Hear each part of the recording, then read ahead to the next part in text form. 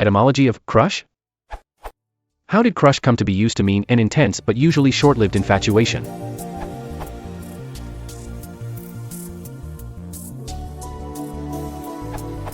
This is covered quite thoroughly in a column in the Globe and Mail by Warren Clements. Summarizing.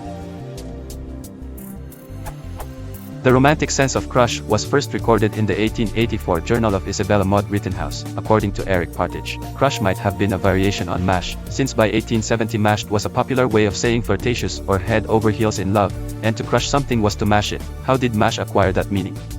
The Oxford English Dictionary shoots down one line of speculation found in an 1890 slang dictionary, the suggestion of a Romani word mash or masharava, meaning to allure or entice. Ernest Weekly's 1921 Etymological Dictionary of Modern English observed that mash was regarded as spoon diet, the sort of mashed pap one would feed to a person who couldn't chew or tolerate regular food.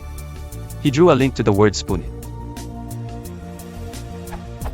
To be spoony on someone had, since the 1820s, meant to be foolishly or sentimentally amorous, drawing on the earlier meaning of spoony as simple or goofy. To spoon with a lady was to make goo-goo eyes and whisper baby talk to her in the hope of future considerations. Clements concludes, this origin tale requires a couple of leaps of faith, crush to mash, mash to spoon it, but as a story it hangs together. The 1884 date is confirmed via the Etymon line. 1590s, act of crushing, from crush, fee. Meaning thick crowd, is from 1806. Sense of person one is infatuated with is first recorded 1884, to have a crush on is from 1913. A relevant entry from the Routledge Dictionary of Historical Slang by Eric Partridge read, mash. A sweetheart, 1882. Also masher. 2. A dandy, from ca 1883, vt. OCCVI to court or ogle or attempt to fascinate a girl or a woman, not often used of a woman, bewitching a man, 1882, Leland, these black-eyed beauties, gypsies, by mashing men for many generations, ob prob x the se sense, to crush, pound, smash utterly, but perhaps, as Leland suggests, ex Romani mash, mashareva, to allure, entice. ORIG, ca 1860, US. There are a number of other variants and phrases based on mash with similar connotations. Odo's entry for masher corroborates this sense. Informal, a dandy of late Victorian or Edwardian times. North American informal, a man who makes unwelcome sexual advances to women. Origin, late 19th century, probably a derivative of slang mash, attract sexually, infatuation, perhaps from Romani masharava, allure. Unless the OED differs drastically from the Odo in this matter, the origin stated above contradicts Clements' claim that the OED does not subscribe to this theory.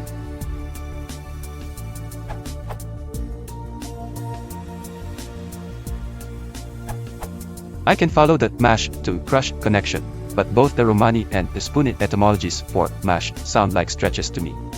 I think it's more likely that mash is a derivation of pash, the term school novels from the 1880s to 1940s used for crushes, obviously short for passion.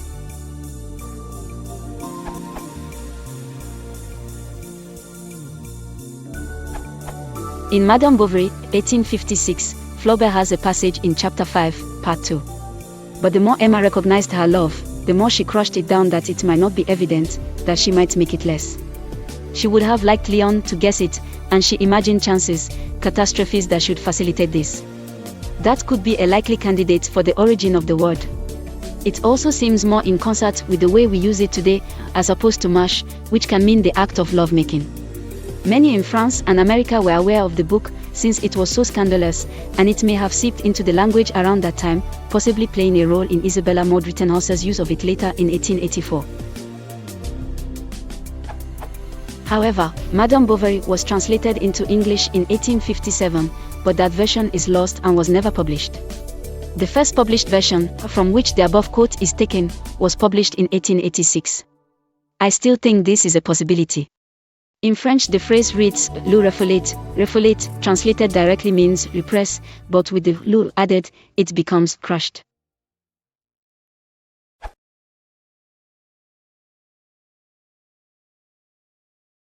If you want to support the channel, please consider liking and subscribing.